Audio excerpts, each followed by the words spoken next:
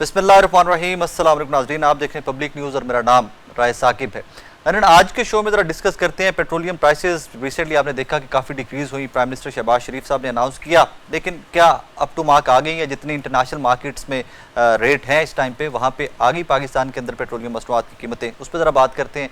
Secondly, national assembly से recent visuals बहुत हौसला अफजा आए हैं। अपोजिशन लीडरान मिल रहे हैं शहबाज शरीफ साहब गए, चौधरी साहब से मिले, बैरिस्टर गौहर साहब से मिले, असद कैसर साहब से मिले, और उसके बाद कुछ इस तरह की स्टेटमेंट्स अपोजिशन या पाकिस्तान तहरीक इंसाफ की जानिब से आना कि हम मिसाक जमहूरियत के लिए रेडी हैं।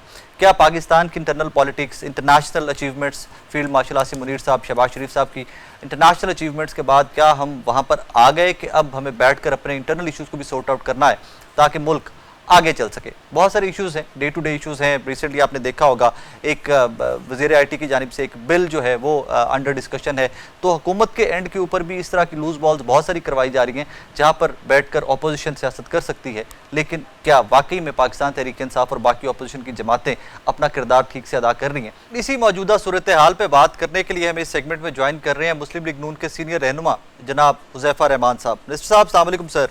अस्सलाम, कैसे हैं? अल्हम्दुलिल्लाह सर, आप खैरियत से? ठीक ठाक हैं जी, अल्लाह का शुक्र है। सर, कल भी 100 पेट्रोलियम मसनूआत में प्राइम मिनिस्टर साहब ने काफ़ी सारी उनकी कीमतों में कमी की है, लेकिन आपका एक क्लिप मेरी नज़र से गुजरा था जिसमें आप कह रहे थे कि शायद इससे भी ज़्यादा कम करने की कोशिशें की जा रही हैं। अभी भी कोशिशें सर कंटिन्यूड है? जी, बहुत शुक्रिया राय साकिब साहब। मैंने बिल्कुल ये बात की थी कि वज़ीर आज़म साहब की तो ये ख्वाहिश थी, जब ये ईरान अमेरिका वॉर स्टार्ट नहीं हुई थी, कि हम कम से कम फौरी तौर पर तेल की कीमतों को 200 से नीचे लेकर आएँ। जी। लेकिन आपने देखा कि जो सूरत-ए-हाल पैदा हुई और फिर हमें रातों-रात कीमतें बढ़ाना पड़ी। आलमी मार्केट का प्रेशर था, बाकी चीज़ें थी, आपने हरमज़ बंद हुई। तो अब भी जब हमने कीमतें कम की तो वज़ीर आज़म साहब ने पेट्रोलियम मिनिस्टर को टारगेट यही दिया था कि इसको आप कम से कम 256 के ऊपर लेकर आएँ। लेकिन ज़ाहिर है काबीना के अंदर और जो मुशावरती टीम है उसमें मुख्तलिफ आराएँ मौजूद होती हैं, इकॉनमी को भी देखना होता है। ये भी वज़ीर आज़म साहब ने, मैं आपको बता रहा हूँ कि पेट्रोलियम मिनिस्ट्री और ओगरा ये चाहते थे कि ये 40 और हद या 50 रुपए कम रहें। तो PM साहब ने अपनी डिस्क्रिशन का एक्सरसाइज किया और PM ने कहा नहीं, जिस तरीके से हमने कीमतें ऊपर लेकर गए थे, मैंने अवाम से कमिटमेंट की हुई है, हम कम से कम इसको जो है 299 पर लेकर आते हैं। तो अब भी यही कोशिश है और इसको 256 पे लेकर आएँ। और मियाँ नवाज शरीफ साहब और मियाँ शहबाज शरीफ साहब की जो अंडरस्टैंडिंग है वो ये है कि चूंकि माइक्रो इंडिकेटर्स तब ठीक होते हैं जब आपकी पेट्रोलियम, पाकिस्तान जैसे मुल्क में पेट्रोलियम मसनूआती कीमतें नीचे आएँ, क्योंकि इसी से आपका ट्रांसपोर्ट के किराए कम होंगे, इसी से शेख खुर्दनोश जो डिलीवरी होती है ट्रांसपोर्ट के जरिए वो कम होगी, उसी से आपकी ज़ाहिर है जो बिजली घर चल रहे हैं, अगर बिजली कम होगी तो ज़ाहिर है उसी से आपकी फार्मास्यूटिकल इंडस्ट्री ज़ाहिर है वो फ्लरिश करेगी, तो आपकी अद्वियाती कीमतें कम होगी। तो मैक्रो इंडिकेटर्स तो हमने बेहतर किए, लेकिन माइक्रो इंडिकेटर्स उस तरीके से ठीक नहीं हो सके जो हमारा टारगेट है, जो हमने कमिटमेंट की थी अपने इंतखाबी मंशूर में। तो वो तभी ठीक हो सकता है जब हम इसकी कीमतें पेट्रोल की कम से कम 200 से नीचे लेकर आए। तो हमारा टारगेट है और इंशाल्लाह ताला, अल्लाह ना करे कोई नया एडवेंचर हो और ये ईरान अमेरिका सूरत हाल जो थमी है, कोई नई ऐसी चीज़ ना हो जो पाकिस्तान पे भी उसके असरात आएँ, तो यू विल सी कि हम इसको 200 से नीचे लेकर आएंगे कीमत। सर, मैं ये एक्सपेक्ट करूं कि नेक्स्ट फ्राइडे को भी प्राइसेस कुछ मजीद नीचे आएंगी? जी बिल्कुल, आप ये तवक्को कर सकते हैं कि जिस तरीके से जो आलमी मार्केट में मुसलसल तनज़्ज़ुली का सिलसिला जारी है और ये इसी तरीके से अगर जारी रहा तो बिल्कुल अवाम को फौरी पास ऑन करेंगे और जो मैक्सिमम रिलीफ दे सकते हैं। खास तौर पर डीजल के हवाले से हमें एहसास है कि डीजल से बहुत सारे लोगों का, आप एक खुद किसान हैं कि किसानों का डीजल से काम जुड़ा हुआ है, पब्लिक ट्रांसपोर्टर्स का, बाकी जो ट्रांसपोर्ट है सारी इससे जुड़ी हुई है, जो आपकी चीज़ें जो है ट्रांसपोर्टेशन में इस्तेमाल होती हैं वो इससे जुड़ी हुई हैं। तो इसमें भी इंशाल्लाह ताला खातिर ख्वाह कमी होगी और पेट्रोल को भी मजीद नीचे लेकर आएंगे। सर, यू सेड के काबीना में जाते हैं मामलात, पेट्रोलियम हो या कोई भी मामलात, हम श्योर के काबीना में जाते हैं, नेशनल असेंबली में आते हैं, सेनेट में जाते हैं, कायमा कमेटियों में जाते हैं। सर, कल परसों से एक बहुत बड़ी बहस बनी हुई है Pakistan telecommunication reorganisation act का तरमीमी बिल जो है, हम श्योर के आप काबीना का हिस्सा है, वहाँ पर ये इस पर डिस्कशन कोई ना कोई हुई होगी। सर, कैसे पॉसिबल है कि वो तमाम तर डिटेल्स MNA से भी, वुज़रा से भी, प्राइम मिनिस्टर ऑफिस से भी स्किप होके एक कमेटी तक जाती है सेनेट की, और वहाँ पर जाकर पता चलता है कि जनाब जिसका मर्जी घरों में, ये चंद जुमले पढ़ के आपकी खिदमत में रख रहा हूँ, प्लीज़ ज़रा इसकी फिर डिटेल मुझे बताइएगा। टेली कम्युनिकेशन इंफ्रास्ट्रक्चर के लिए लाइसेंस याफ्ता की रसाई से मुराद लाइसेंस याफ्ता का ये हक है कि वो telecommunication systems, ICT infrastructure optical fibre cables, telecom towers या मुतल्लिका आलात और खिदमात की तनसीब, तैनाती, ऑपरेशन या देखभाल के लिए सेक्शन 27A के मुताबिक ज़मीन, अहाता या जायदाद ऊपर दाखिल हो सके, इस्तेमाल कर सके या वहाँ से गुजर सके, खा वो सरकारी, अवामी हो या निजी। सर, व्हाट वुड यू से ऑन दैट? देखिए, मैं खुद दीवानी का भी चूंकि वकील हूँ, मैंने जितनी भी वकालत की प्रैक्टिस की दीवानी की है, जी। मैं खुद भी इससे सहमत नहीं हूँ। लेकिन ज़ाहिर है इंसान वो होता है जो झुका हुआ दरख्त फलदार होता है, गलतियाँ सब इंसानों से होती हैं। एक तो काबीना में जो वज़ारत कोई मुसवदा लेकर आती है तो ज़ाहिर है हर वज़ीर पोज़ीशन ऑफ ट्रस्ट पर बैठा हुआ होता है। जी। और वज़ीर-ए-आज़म साहब को आपके हर बात का दोष दें मुनासिब नहीं। अगर पीएम साहब ने मुझे एक वज़ारत दी, मैंने उसका हलफ़ लिया और अपने दफ्तर में बैठा हुआ और मैं काबीना को किसी मामले में ब्रीफ करता हूँ, तो चाहिए कि मामला कोई बहुत सेंसिटिव हो। जैसे मुझे याद है पेट्रोलियम मसनूआत की कीमतें हैं या बिजली की कीमतें हैं, सोलराइज़ेशन है, इसमें तो काबीना में तफसीली बहस होती है। लेकिन इस तरह के बिल्स जो है वो मुतलका वज़ीर या मुतलका सेक्रेटरी जो काबीना को ब्रीफ करते हैं, सारे लोग मुत्तफ़िका तौर पर उससे एग्री कर जाते हैं। लेकिन इस बात में मैं ये समझता हूँ कि जब हमसे कोई गलत काम हो जाता है तो सब लोग उस बंदे के ऊपर चढ़ जाते हैं। शीज़ा इंतहाई मेहनत से काम करती रही हैं, इंसान है, खता का पुतला है।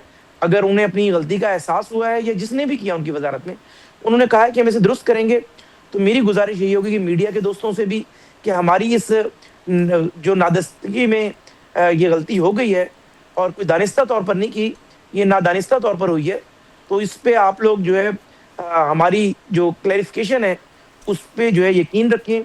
इंशाअल्लाह ताला इसको दुरुस्त भी करेंगे और ऐसा नहीं होना चाहिए था। बाकी इंसान है, खता का पुतला है, चीज़ें जो है ओवरलुक हो जाती हैं और ये वाकई ओवरलुक हुई है, इसका एडमिट कर रहे हैं। मुतलका वज़ीर ने भी अपनी गलती मानी है।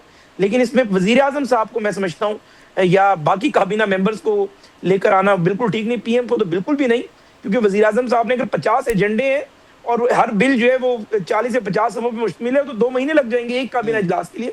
होता यही है कि एक शॉर्टर ब्रीफ पेश किया जाता है, जिस तरह आप अपने चैनल के एंकर हैं, एडिटोरियल पॉलिसी, एडिटोरियल बोर्ड तश्कील देते हैं, चैनल के मालिक के पास जाती है, वो ओवरलुक उसे कर देना आपके पास आ गई। फॉर एग्जाम्पल, उसमें अगर बोर्ड ने कोई ऐसी हरकत कर दी है या जिसने इनिशिएट की है, तो उसकी 2 चीजें देखनी है, या बदनीयती थी, अगर तो बदनीयती थी तो फिर ये क्रिमिनल फॉल्ट है। लेकिन मैं समझता हूँ, चूंकि हम सब जानते हैं शीजा को, ये कोई बदनीयती नहीं है, लेकिन एक एरर हो गया, उसकी दुरुस्ती होनी चाहिए। और ये भी दिमाग में रखें साहिब गरल साहब, आप लोग सब लोग यकीन दहानी आपको कराना चाहते हैं, अगर ये बिल सेनेट से मंजूर होकर कानून का हिस्सा बन जाता, यानी एक्ट ऑफ पार्लियामेंट ये मंजूर हो जाता, तब भी आप लोग निशानदेही करते, हम इसे अंडू करते, वापस लेते। शहबाज शरीफ साहब को आप उस ब्रीफिंग का हिस्सा थे, उन्होंने इस तरह के बेशतर प्रेसिडेंट सेट किए मेरिट के। सर, आप उस ब्रीफिंग का हिस्सा थे जब ये बिल आया काबीना में? नहीं, मुझे बिल्कुल याद नहीं, क्योंकि वजह ये कि मैं पिछले 1 महीना डेरा गाजी खान गया हुआ था। ईद के बाद कई काबीना इजलास हुए जिसमें हमारी मिनिस्ट्री का अगर एजेंडा ना हो तो बसा औकात होता ये कि फेडरल मिनिस्टर चले जाते हैं, स्टेट मिनिस्टर नहीं जाते।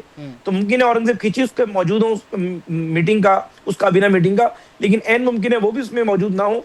इसलिए मैं समझता हूं कि बाकी सारे वुज़रा को इन्वॉल्व करना नामुनासिब बात है। सर, मैं मुत्तफिक हूं आपसे, सर मैं आपसे बिल्कुल मुत्तफिक हूं। ज़फ़र साहब, मेरा प्रॉब्लम पता है क्या है, यहाँ पर इंक्लूडिंग पीटीआई, इंक्लूडिंग मौलाना फजलुर रहमान साहब की जमात, एमक्यूएम, एवरी सिंगल पार्टी जो नेशनल असेंबली के अंदर है, अगर ये पलवशा साहिबा और अली ज़फ़र साहब इस गलती की निशानदेही ना करते, पकड़ते ना, तो सर वो तमाम लोग जो इलेक्ट होके मखसूस नशिस्तों पे आपके मेरे 25 करोड़ पाकिस्तानियों के लिए कानून साजी करते हैं, सर सबने निगलेक्ट कर दिया, किसी ने पढ़ा नहीं, किसी ने इसके ऊपर बहस नहीं की, कमेटियों से होता हुआ, नेशनल असेंबली से होता हुआ सेनेट तक जा पहुंचा ये बिल।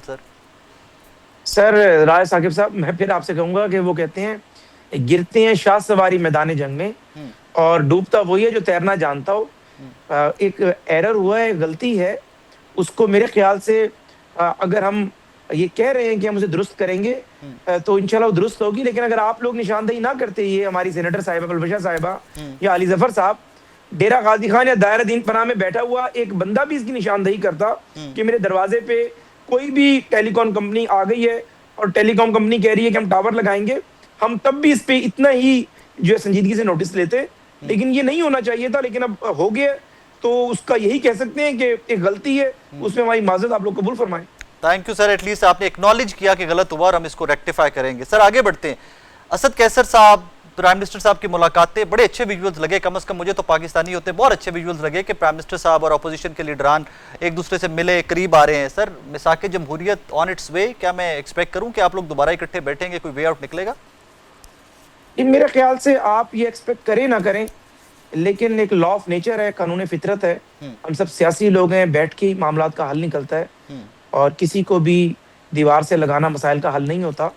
आप जब किसी को पनिश करते हैं या कोई महदूद पाबंदी लगाते हैं, मकसद यही होता है कि उस जुर्म या उस गलती की दुरुस्तगी हो जाए, जी। ना कि आप उनके लिए कोई रास्ता बंद करते हैं। तो वज़ीर-ए-आज़म साहब तो इंतहाई लचकदार इंसान हैं, और जिस तरीके से वो अचकज़ई साहब के पास गए, और वज़ीर-ए-आज़म साहब की ख्वाहिश है, बल्कि ख्वाहिश नहीं, हमारी तो भरपूर कोशिश है कि हम अचकज़ई साहब और बैरिस्टर गौहर जैसे लोगों के साथ बैठें, और ये जो मामला है मुल्क के अंदर सियासी अदम इस्तेहकाम का, ये एक तासुर है कि शायद एक जमात से हम बात नहीं करना चाहते, इसको हम सब लोग मिलकर ज़ाहिर करें, और वो जमात भी अपनी हदूद व क़यूद में रहे, और हम सब लोग सियासी अमल का हिस्सा बनते हुए पार्लियामेंट के ज़रिए अपनी बात सुनाएं भी, मनवाएं भी।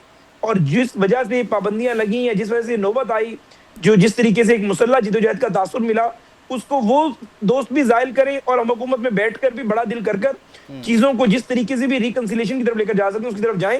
और इस हवाले से वज़ीर-ए-आज़म साहब और मियां नवाज शरीफ की पहले दिन से कोशिश भी है। इंशाअल्लाह ताला मुझे अब ये लगता है कि वो कहते हैं सुबह का भूला शाम को लौटे, से भूला नहीं कहते। तहरीक-ए-इंसाफ के जो लोग पार्लियामेंट में बैठे हुए हैं, इस बात का एहसास है कि बात इन्हीं सियासी जमातों से करनी है। किसी को चोर-चोर कहकर भी आप बात नहीं कर सकते, और किसी को आप ये कहेंगे बेख्तियार है, ये तो कठपुतली है, तो बात नहीं हो सकती। और इस तरीके से हमारे लिए भी है, हम ये कहेंगे इनकी कोई हैसियत नहीं है और ये इनकी कोई वक़्त नहीं है, तब भी आगे बात नहीं चल सकती। दोनों को एक दूसरे की जो एग्जिस्टेंस है उस पर यकीन रखकर और उसको दुरुस्त तस्लीम कर कर तभी आगे चलना होगा। सर, मैं ट्यूसडे को मुलाकातें हो जाएंगी इमरान खान साहब से, तहरीक इंसाफ के रहनुमाओं की या फैमिली की? देखिए, मैं रहनुमाओं के हवाले से तो आपको कुछ नहीं कह सकता, लेकिन ये ज़रूर है कि हुकूमत में ये एक मजबूत राय पाई जाती है कि जिस तरीके से जेल सुपरिटेंडेंट की मालूमात मुसलसल आती रहती है होम डिपार्टमेंट के थ्रू, कि जो चीज़ें माजी में हुई, अगर बानी तहरीक साहब को भी उसका एहसास है कि सिर्फ वो फैमिली की मुलाकात अपनी वेलबींग जानने के तक करना चाहते हैं, तो ये मजबूत राय मौजूद है कि फैमिली की मुलाकातों को बहाल करा दिया जाए, और जो एक आम कैदी के लिए मामला है वही उनके साथ परखा जाए। बाकी सियासी मामलात के हवाले से एक शदीद मुज़ाहमत मौजूद है कि सियासी मामलात जो है, सियासी मुलाकातें, खुद बानी तहरीक इंसाफ का एक नुक्ता नज़र रहा है कि एक सज़ा याफ्ता शख्स सियासत नहीं कर सकता डायरेक्टली या इनडायरेक्टली, और सुप्रीम कोर्ट ने इसको वैलिड करवाया। तो इस हवाले से लेकिन मैं समझता हूँ, अगर आप मेरी ज़ाती राय पूछेंगे तो मैं समझता हूँ अगर आगे बढ़ना है तो इसके लिए भी कोई गुंजाइश निकाल ली जाए तो वो हर्ज नहीं होगा। सर, मुझे कोई खबर दे देना, क्या ट्यूसडे को हमशीरगान की इमरान खान साहब की मुलाकात हो रही है?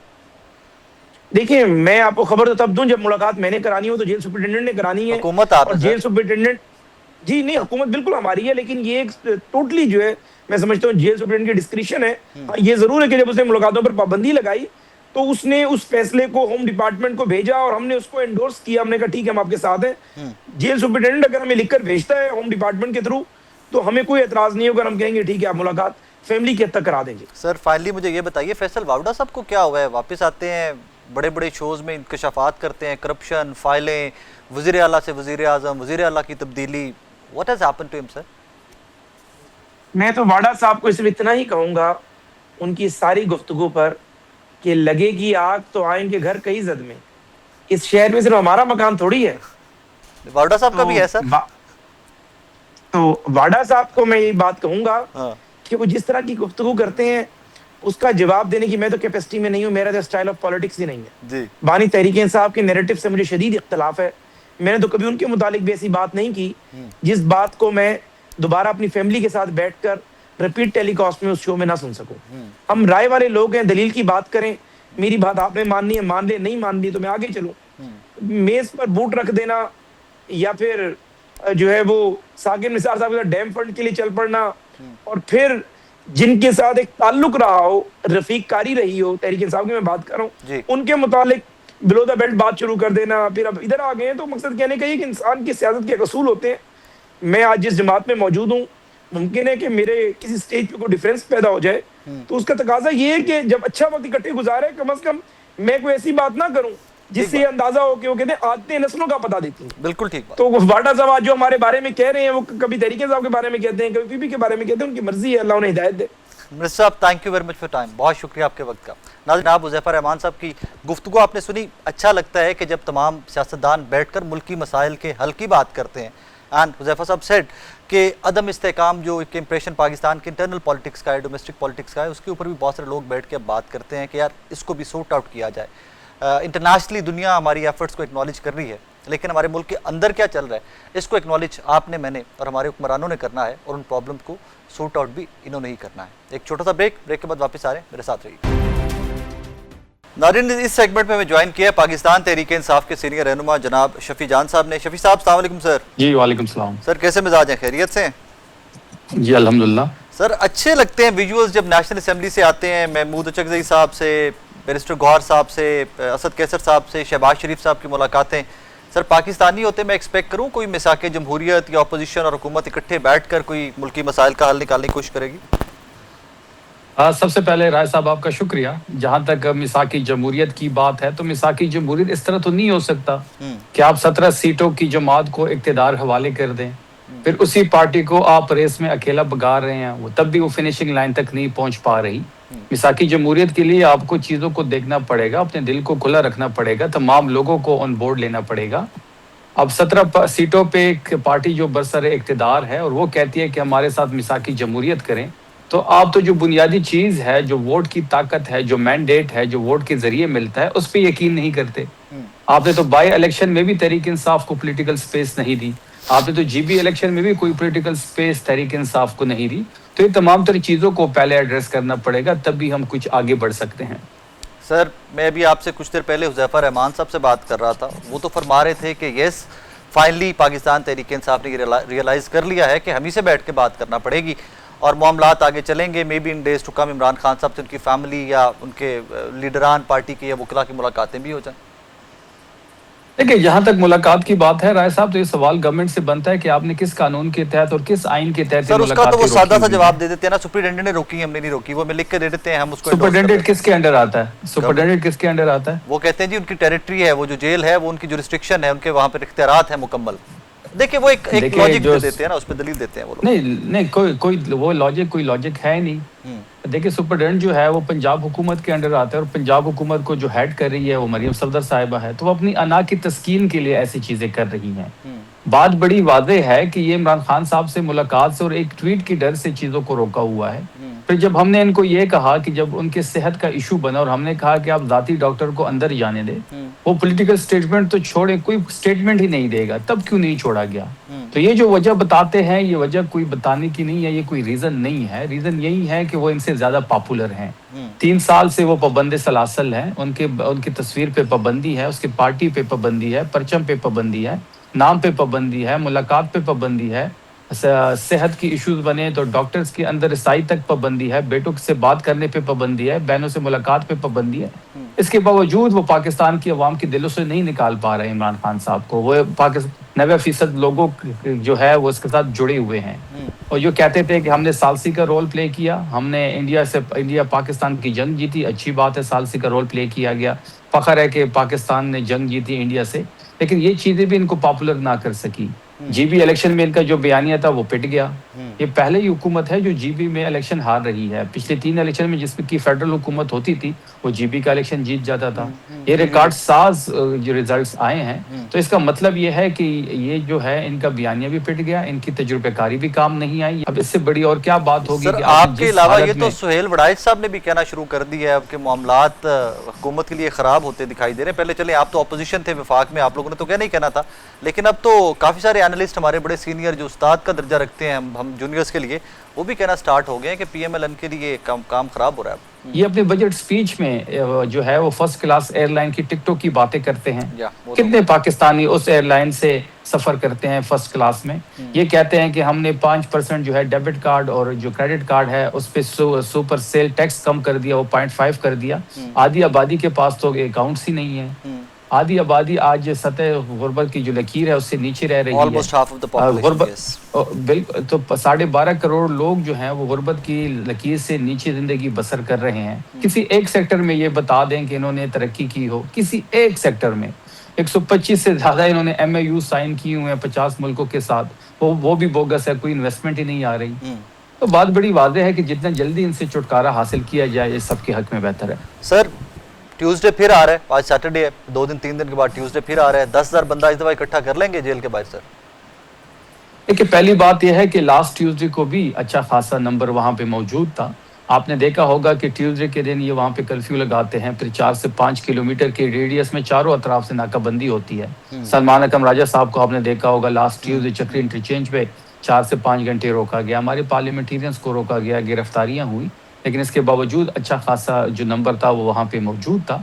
हम बिल्कुल कोशिश करेंगे कि अच्छा खासा नंबर इस मंगल को भी वहाँ पे मौजूद हो, क्योंकि इमरान खान साहब का बुनियादी हक है और हाई कोर्ट के ऑर्डर्स भी हैं कि उनकी मुलाकात करवाई जाए ट्यूसडे को फैमिली से और वकीलों से, और थर्सडे को रुफ़का से, जो कि पिछले 7 महीनों से बंद है।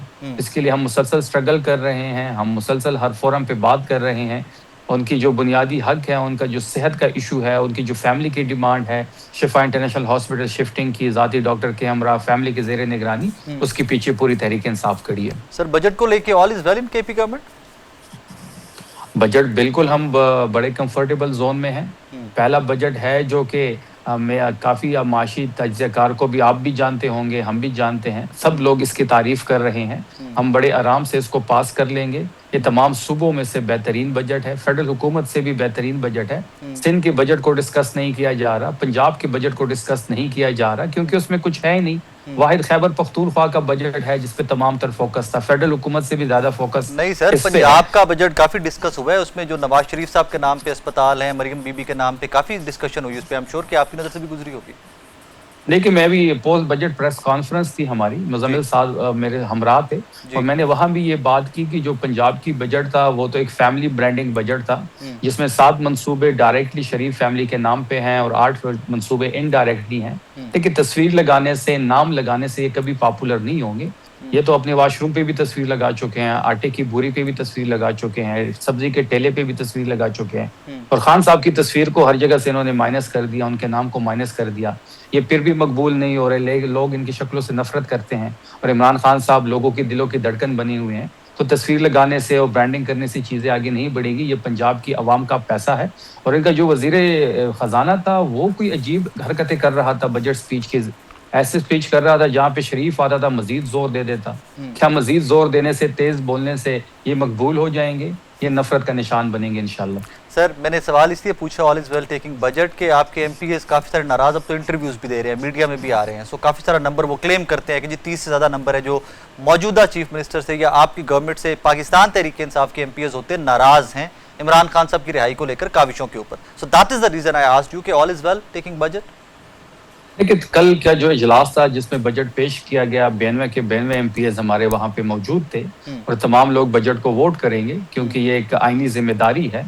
इमरान खान साहब का वोट लेके ही हम इन ऐवानों का हिस्सा बने हैं, और इमरान खान के नामजद करदा वज़ीर आला सुहेल आफरीदी हैं, उन्होंने बजट पेश कर दिया है, और बजट को तमाम हमारे एमपीएस वोट देंगे। अगर कोई किसी के दिल में किसी प्रेशर ग्रुप का ख्याल है, किसी फॉरवर्ड ब्लॉक का ख्याल है, तो ये खाम ख्याली हो सकती है। खैबर पख्तूनख्वा में इमरान खान का सिक्का चलता है, अगर किसी के ये दिल में ऐसी कोई ख्वाहिश भी है तो उनको जो है महमूद खान और परवेज खटक को नहीं भूलना चाहिए। वो फॉरवर्ड ब्लॉक या प्रेशर ग्रुप है सही केपी गवर्नमेंट के अंदर सर?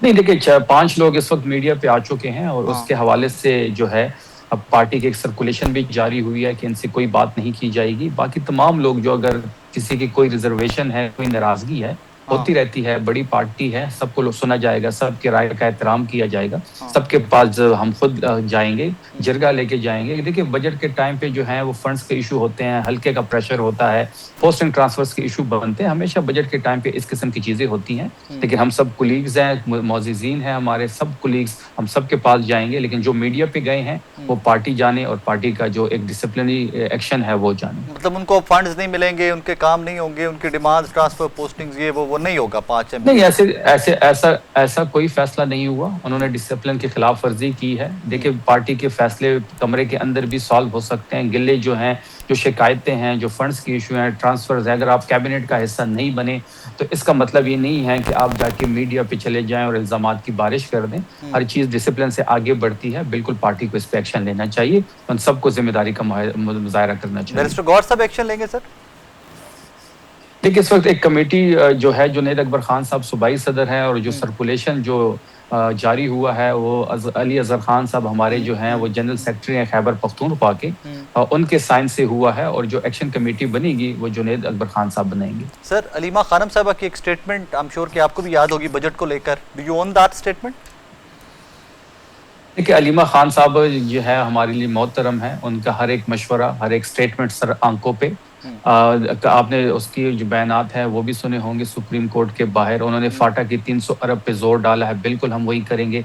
जल्द अज जल्द हमें वो 300 अरब रुपए चाहिए। और जो कटौती की बात उन्होंने की है, बिल्कुल हम उस पर स्टैंड करते हैं कि इमरान खान साहब से जब तक मुलाकात नहीं होती, सुबह अपने फंड में से कोई कटौती को एक्सेप्ट नहीं करेगा। और हमने एनईसी के इजलास में भी सीएम अफरीदी साहब ने और मुजम्मिल साहब ने बड़ा वाज़ेह तौर पे इनको कहा है कि इतना बड़ा फैसला हम नहीं ले सकते।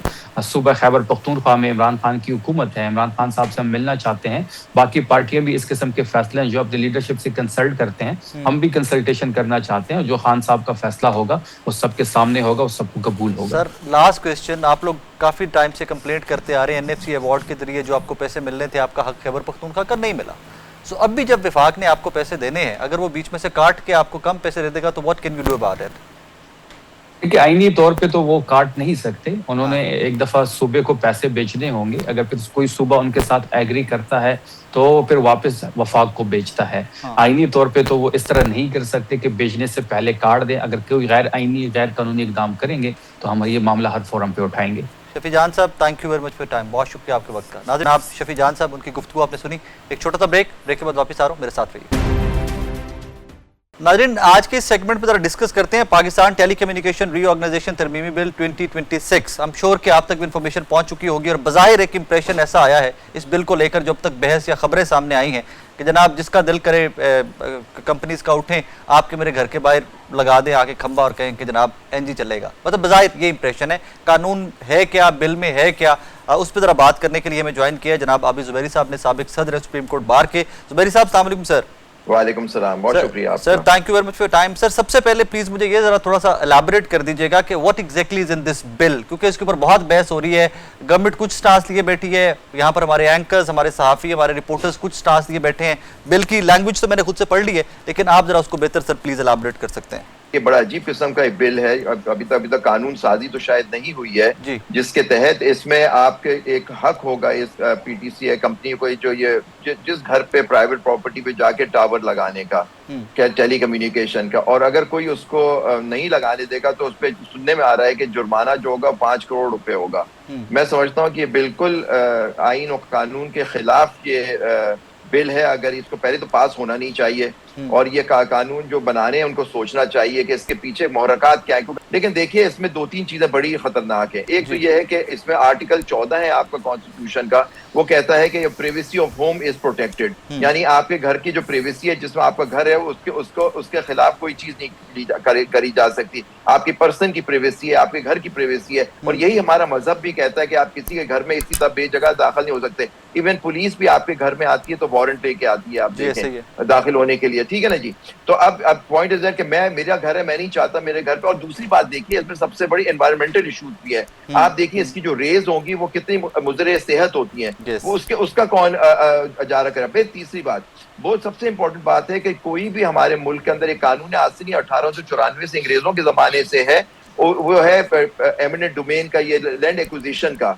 उसके अंदर क्लियर लिखा हुआ होता है कि कोई किसी की जमीन भी अगर हुकूमत हासिल करना चाहती है किसी पब्लिक पर्पस के लिए, तो उसके लिए उसको कॉम्पनसेशन देना होता है, प्रोसीडिंग्स की जाती है। तो आप किसी के घर में जाके ऐसी लगा दें विदाउट एनी कॉम्पनसेशन और उल्टा उसको उस पर जुर्माना करें, तो ये आइन और कानून और आपके बुनियादी हुकूक के बिल्कुल खिलाफ है। सर इसमें मैं थोड़ा सा ऐड कर दूं ज़ुबैरी साहब, कल शाम को शिजा फातिमा साहिबा ने एक इंटरव्यू दिया, उसमें फरमाया कि 2 लोग या एक कंपनी और एक जिसका घर या प्रॉपर्टी होगी, उनके दरमियान अगर मुआहदा हो जाएगा, मुआहदा तोड़ने वाले को 5 करोड़ रुपए जुर्माना होगा। मतलब अगर मेरी प्रॉपर्टी है, मेरा मुआहदा हो गया किसी कंपनी के साथ, मैं उसको ऑनर नहीं करता तो फिर 5 करोड़ रुपए जुर्माना होगा। ये नहीं है कि आप इनकार कर दें कि मैं नहीं देता तो उस पर जुर्माना होगा। ये उन्होंने कल क्लैरिफाई किया थोड़ा सा। अगर वो खातून ने आके ये बात कही है तो अगर लिखा है तो फिर वो ठीक कह रही होंगे, मुआहदा तो आज भी हो सकता है कोई कर ले। तो लेकिन फिर बिल की जरूरत क्यों पेश आ रही है? बिल आइन और कानून के बिल्कुल मुतसादिम है। इसको अगर इसको फौरन पहले पास नहीं होना चाहिए, पास हो जाए, इसको चैलेंज होना चाहिए। सर लास्टली ये फरमाइएगा कि एक प्रोसेस, असेंबली है, कमेटीज हैं, फिर आगे सेनेट है, सर नीचे से लेके ऊपर तक किसी ने बिल को नहीं देखा, किसी ने इसके कंटेंट्स नहीं देखे। जाके पलवशा साहिबा, सेनेटर पलवशा साहिबा ने जाके सेनेट की कायमा कमेटी में जाके देखा, ये काबीना से होता हुआ, नेशनल असेंबली से होता हुआ सर ऊपर तक बिल चला गया। That's how legislation is done in this country. Sir legislation तो यहाँ होती नहीं। एक रात में आपको याद होगा जब वो इमरान खान साहब की हुकूमत के बाद जो एक गवर्नमेंट बनी थी उसके अंदर तो आखिरी दिन में 50 या 60 बिल एक दिन में पास हो गए। अभी साहब thank you very much for time, बहुत शुक्रिया आपके वक्त का। जनाब आबिद ज़ुबैरी साहब की गुफ्तगू आपने सुनी, एक छोटा सा ब्रेक के बाद वापस आ रहे हैं, मेरे साथ रहिए। नाज़रीन, इस सेगमेंट में ज़रा रुख करते हैं आज़ाद जम्मू कश्मीर के मौजूदा हालात का।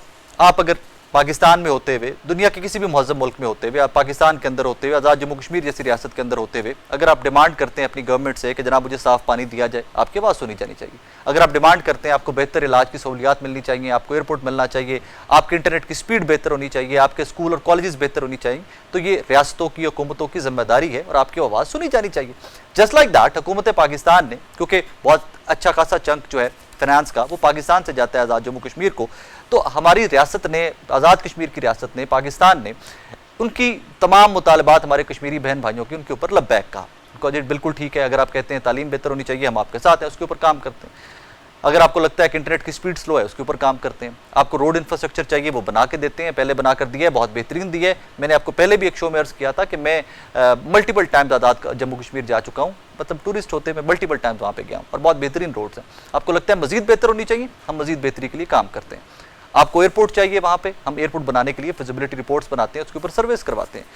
कहानी तब बिगड़ती है या तब मेरे जैसे लोग जो हैं वो अलार्मिंग सिचुएशन उनके लिए हो जाती है कि जब कालादम जॉइंट एक्शन कमेटी जो है वहाँ से एक साहब हैं, वो उनका नाम है जनाब मेहरान अरशद साहब, वो उठते हैं और अफवाज पाकिस्तान को बगावत के ऊपर उकसाना स्टार्ट कर देते हैं। मैं सिर्फ उनकी स्टेटमेंट पढ़ रहा हूँ, फिर उसके बाद मैं अपने मेहमान की जानिब जाऊँगा। हाजिर सर्विस एहलकारों से खिताब करते हुए मेहरान अरशद ने मुबैना तौर पर कहा, मैं उन लोगों से मुखातिब हूँ जो पाकिस्तान आर्मी में खिदमात सर अंजाम दे रहे हैं और दिफाए पाकिस्तान के लिए अपना खून बहा रहे हैं। मैं उनसे कह रहा हूँ कि अब मज़ीद इंतज़ार ना करें, बगावत करें और अपने मुल्क आज़ाद जम्मू कश्मीर लौट वापस आएँ। इनके खिलाफ मुकदमा तो बगावत का दर्ज हो गया, लेकिन मैं बड़ा हर्ट हूँ। पाकिस्तानी होते मैं बहुत हर्ट हूँ। रीज़न कि यार मेरा दिल कश्मीर के लिए धड़कता है, मेरा दिल कश्मीरी बहन भाइयों के लिए धड़कता है। ये चंद लोग बुनियादी इंसानी हकूक़ की एक तहरीक को हाईजैक करके किस तरफ लेके जा रहे हैं चंद लोग। दिल भी सेटल्ड, इनके मैटर्स जो हैं वो सॉर्ट आउट हो जाएंगे इन डेज टू कम। लेकिन फिर वही बात कि बुनियादी इंसानी हकूक़ के ऊपर बात करो, मुझे से लोग तुम्हारे हम आवाज़ होंगे भाइयों। लेकिन इस तरह के जो तखरीबकार या जो इंतशार फैलाने वाले ज़हनियत के लोग हैं, ये ना आपको उस राह रास्त पे लेके जा रहे हैं, ना ये आपके बुनियादी इंसानी हकूक़ की एट दिस मोमेंट तर्जुमानी कर रहे हैं। बहरहाल अपने मेहमान का तारुफ करवा दूँ। मुझे इस सेगमेंट में ज्वाइन किया है साबिका वज़ीर-ए-आज़म आज़ाद जम्मू कश्मीर जनाब सरदार अतीक अहमद खान साहब। सरदार साहब अस्सलाम वालेकुम सर। वालेकुम अस्सलाम। जनाब खैरियत से, आप ठीक ठाक हैं? अल्लाह का करम, आपके बारे से अल्हम्दुलिल्लाह सर। सरदार साहब मेरे सामने ये मेहरान अरशद साहब कलदम जो आपकी है ज्वाइंट एक्शन कमेटी, अवामी एक्शन कमेटी, उनके एक सरबराह की एक स्टेटमेंट मेरे सामने पड़ी है जो वो पाक फौज के अंदर हाजिर सर्विस एहलकारों को इनकरेज कर रहे हैं कि जनाब आप ये मजीद ड्यूटी सर अंजाम ना दें। सर ये तो सीधी सीधी बगावत के ऊपर उकसाना है। देखिए, गुजारिश ये है कि लोगों को शायद इस बात का इल्म नहीं है कि पाकिस्तानी फौज जो है वो रवायात की कितनी पाबंद है, यूनिटी, फेथ एंड डिसिप्लिन की बुनियाद पे चल रही है, शुहदा की, गाजियों की और मुजाहिदीन की अमानत संभाले हुए चल रही है, पाकिस्तान की हिफाजत और कश्मीरियों के हक़ खुद इरादत के उसूल की का मिशन लेके चल रही है। इस फौज को अंदर से कमज़ोर करने के लिए पाकिस्तान के अज़ली दुश्मनों ने बेपनाह कार्रवाइयाँ की हैं कि ये हो जाए, वो हो जाए, अंदर कुछ हो जाए, बाहर कुछ हो जाए, लोग पीछे हट जाए। लेकिन अल्लाह का लाख लाख शुक्र है कि ये फौज आज पाकिस्तान से बाहर निकलकर सारी दुनिया के अंदर जो पाकिस्तानी फौज और उसकी फील्ड मार्शल की सूरत में क़यादत है, वो सारी दुनिया के अंदर एक काबिल कबूल और काबिल एहतराम सूरत इख्तियार कर गई है। और तीसरी आलमी जंग टालने का एजाज़ इस फौज और इसके सालार सिपा सालार को हासिल है। तो इसलिए मैं समझता हूँ कि ये हमारे बाद कमसन लोग हैं, हमारे बड़े नादान लोग हैं, हमारे बड़े बहके हुए बाज लोग हैं, हमारे बड़े सियासी नजरियाती तौर पर गुमराह लोग हैं, दुश्मन के हाथ में खेलने वाले लोग हैं और दुश्मन का एजेंडा लेके चलने वाले लोग हैं, कश्मीरियों के दुश्मन लोग हैं, तहरीक आज़ादी के असली दुश्मन है ये लोग जो अपनी मुहाफ़िज़ फौज के बारे में ऐसी बातें करते हैं। मेरे दरवाजे पर एक हमलावर फौज है हिंदुस्तान की और एक मेरा दिफा करने वाली पाकिस्तान की फौज है, तो मुझे अपनी पाकिस्तानी फौज के साथ खड़ा होना है या उसकी टांगें खींचनी है, ये मैं सवाल करता हूँ इन लोगों से। इसलिए इसका कोई नोटिस किसी को नहीं लेना चाहिए। आज अल्लाह के फजल करम से पाकिस्तान की फौज के अंदर हमारे जर्नैल जो है वो पाकिस्तान की जो मोस्ट सेंसिटिव ड्यूटीज है वो अगर आप अंदाजा करें तो दे रहे हैं। पिंडी कोर हो, गुजरांवाला कोर हो, गिलगित बल्तिस्तान हो और हमारे इंपॉर्टेंट एरियाज हो। सर इससे भी ज्यादा एक सेंसिटिव पोस्टिंग के ऊपर, इससे भी ज्यादा सेंसिटिव पोस्टिंग्स के ऊपर हमारे आजाद कश्मीर के भाई हैं, वो जनरल हैं, इससे भी ज्यादा सेंसिटिव पोस्टिंग्स है। लेकिन सरदार साहब पाकिस्तान में बैठे हुए, लाहौर में बैठे हुए मेरे ज़हन में एक ही सवाल आता है। आप बिजली की बात करें, पानी की बात करें, इंटरनेट की बात करें, तालीम की बात करें, अस्पताल की बात करें, मुझे समझ आती है कि यार कहीं पर प्रॉब्लम्स हो सकते हैं, बिकॉज पाकिस्तान के अंदर भी ये प्रॉब्लम्स होते हैं, यहाँ पर भी लोगों की बहुत सारी डिमांड्स होती हैं। मेरे आज़ाद कश्मीर के बहन भाई वो डिमांड करें, मुझे समझ आती है और मैं उनके हम आवाज़ हूँ। लेकिन सर उस आवाज़ से उठने वाली तहरीक को बगावत की तरफ लेके चल पड़ना, ये किस किस्म की कोशिश है? देखिए, मैं आपसे गुजारिश करूं कि आज़ाद कश्मीर के लोग जो हैं, आज़ाद कश्मीर की आबादी मेरे मोहतात अंदाजे के मुताबिक 40 लाख से ऊपर है जी। और 45 लाख से ऊपर महाजरीन हैं। ये जो 80-90 लाख आदमी है, इसमें 8-10 हज़ार आदमी का किसी मजमे में बैठना और उस 8-10 हज़ार आदमी में से 95-97% लोग ऐसे हों जो मासूम हों, बेगुनाह हों, पाकिस्तान के साथ मोहब्बत करने वाले हों, नजरिया पाकिस्तान के मानने वाले हों, तो उनमें जो 10, 20, 50, 100, 150, 200 आदमी है, उसके कहने पर वो कश्मीरियों की नुमाइंदगी नहीं करते हैं। ये अभी तक लोकल काउंसिल में मेंबर भी मुंतखब नहीं हुए। कश्मीरियों की नुमाइंदगी करने वाले लोग जो हैं वो महाजरीन में से हुई, आज़ाद कश्मीर में से, वो असेंबलियों में बैठे हुए हैं। जो लाखों लोग वोट लेकर आए हैं वो सारे के सारे बैक्स ज़बान जो है वो पाकिस्तान के बेतरखा सिपाही हैं, पाकिस्तान के बेपर्दी सिपाही हैं और वो समझते हैं कि हम अपनी मुहाफ़िज़ फौज के साथ हैं, दिफा करने वाली फौज के साथ हैं। इसलिए मैं अहले पाकिस्तान से कहता हूँ कि इन चंद लोगों के कहने पर कोई बात अपने दिलो दिमाग में, हम पाकिस्तान की कुर्बानियों को, पाकिस्तान के कश्मीर के लिए जो हिंदुस्तान के मुकाबले में पूरी कोत के साथ अफवाज भी खड़ी हैं और लोग भी खड़े हैं, इन सबको सलाम पेश करते हैं। लेकिन मैं आइन और कानून के इदारों से कहता हूँ कि उनको इस मामले में हरकत करनी चाहिए और वही मामला करना चाहिए जो रियासत के साथ टकराने वालों में ईरान में किया जाता है, चीन में किया जाता है, बरतानिया और अमेरिका, ऑस्ट्रेलिया, फ्रांस और जर्मनी में किया जाता है। वही सलूक करें इनके साथ जो सारी बाज़ दुनिया करती है। इनके साथ किसी रू रियायत और नरमी की गुंजाइश मुझे दिखाई नहीं देती। सरदार साहब, ये जो आप कह रहे हैं कि रियासत को अपना जो अपना इख्तियार इस्तेमाल करना चाहिए, यहाँ पे ये सिर्फ लीडरशिप, इस कालादम तंजीम की लीडरशिप की हद तक है या जो लोग धरने पे बैठे हैं उनके लिए भी आपके ये ख्यालात हैं?